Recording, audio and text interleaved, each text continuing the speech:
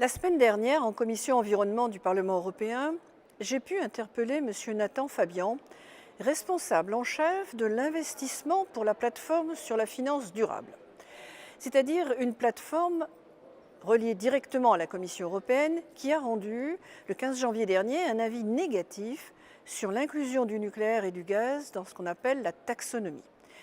C'est en fait une classification des secteurs et des activités énergétiques qui sont éligibles à un financement prévu par le fameux Green Deal, le pacte vert.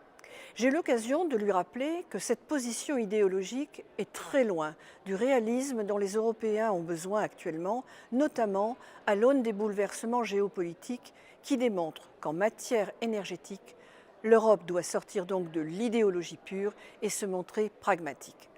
Car avec des arguments et des engagements du Green Deal, de la loi climat et de la taxonomie, nous devrions à la fois réaliser l'indépendance énergétique de l'Union européenne et en même temps respecter les injonctions de la Commission qui manifestement attaque la seule source d'énergie viable, immédiatement utilisable en France, très bas carbonée et qui nous affranchit de la dépendance à l'égard des pays tiers comme la Russie, c'est-à-dire le nucléaire.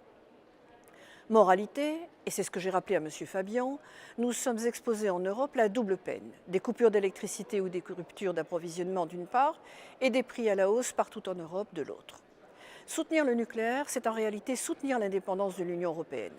Et cela tombe sous le sens, un soutien à la durabilité, mais aussi un soutien aux intérêts des investisseurs, puisqu'il s'agit d'investisseurs dans ce cas de figure.